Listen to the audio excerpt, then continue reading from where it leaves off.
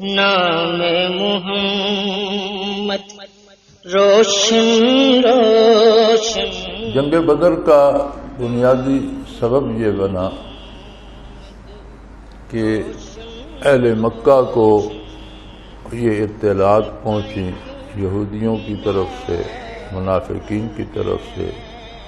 عبداللہ ابن ابی کی طرف سے کہ آپ نے تو مسلمانوں کو گھروں سے نکال دیا تھا اور آپ سمجھے کہ یہ بات ختم ہو گئی، لیکن وہ تو مدینہ منورہ میں بس گئے ہیں اور انصار نے انہیں جائیدادیں بھی تقسیم کر کے دے دی ہیں، گھر بھی دے دیے ہیں، اور وہ زراعت اور شجر کاری اور تجارت اور کاروبار میں مصروف ہیں، تو وہ تو ایک مضبوط قوم بن جائیں گے اور تمہارے لیے بہت بڑا خطرہ بنیں گے۔ تو اہل مکہ نے ایک تجارتی قافلہ بنانا چاہا جس میں زیادہ سے زیادہ سرمایہ لگایا جائے اور اس کا جتنا منافع ہو، جتنی آمدن اس سے ہو، اس ساری سے جنگ کی تیاری کر کے مسلمانوں کو ہمیشہ کے لیے ختم کر دیا۔ اس قافلے کے سرمایہ کے لیے مورخین لکھتے ہیں کہ معصوم بچیوں کی بالیاں تک بھی اتار لی گئی، جس قدر سرمایہ ہو سکا زیادہ سے زیادہ، اور حضرت ابو سفیان رضی اللہ عنہ جو اس وقت تک مسلمان نہیں تھے انہیں اس کا ذمہ دار ٹھہرایا گیا اور وہ قافلہ لے کر مغرب کو روانہ ہو گئے مکہ شام کی طرف۔ وہ قافلہ واپس آ رہا تھا۔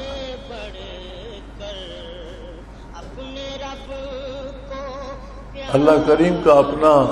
نظام ہے اور رسول اللہ صلی اللہ علیہ وآلہ وسلم نے اس قافلے کو روکنے کا ارادہ فرمایا۔ آپ کا ارادہ فرمانا بھی من جانب اللہ تھا۔ اللہ کریم نے ہی آپ کے قلب اطہر میں وہ تاریخ پیدا کی اور مسلمانوں کو حق پہنچتا تھا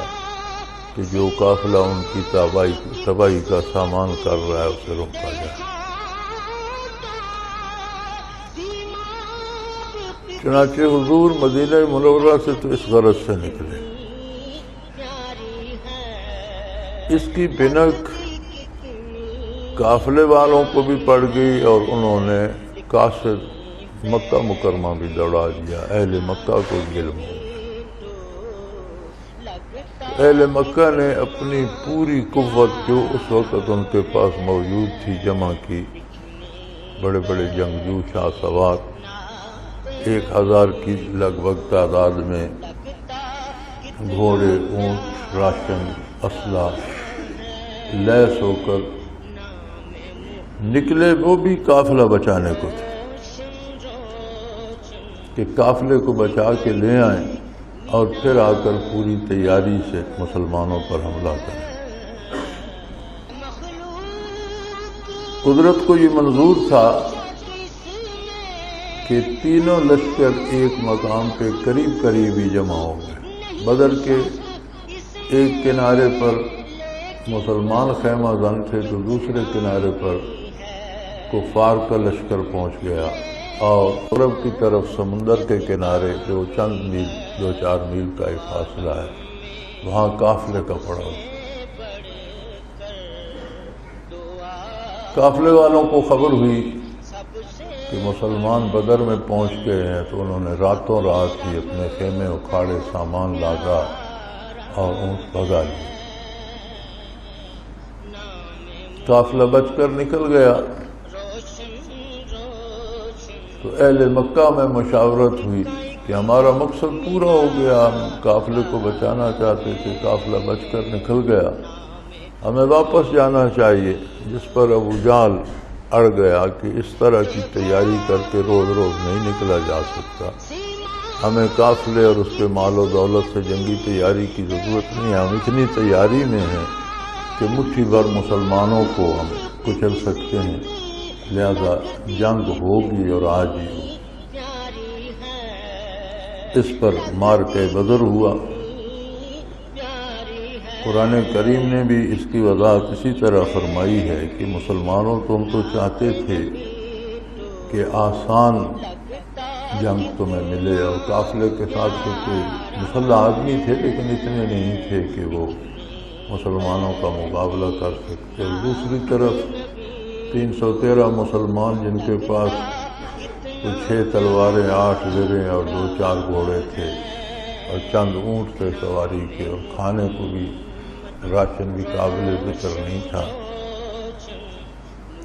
اپنے سے 3 گنا بڑے لشکر جو پوری طرح تیار تھا اور اس میں بڑے بڑے آزمودہ کار جنگی سپاہی تھے، اس سے مقابلہ آ گیا۔ تو اللہ کریم فرماتے ہیں کہ تو میری مرضی تھی کہ حق و باطل میں آج فیصلہ ہو جائے اور دنیا کو پتہ چل جائے کہ حق حق ہے اور باطل باطل ہے۔ تو اللہ کریم کی مرضی تھی، اس نے مسلمانوں کو اہل مکہ کے ساتھ لڑا دیا اور انہیں فتح دی، فرشتے اتارے امداد کو۔ کیا ہی مبارک کام ہوگا جس کے کرنے کے لیے اللہ نے آسمانوں سے فرشتوں کو بھیجا کہ جاؤ مسلمانوں کی مدد کرو۔ تو یہ سادہ سے الفاظ میں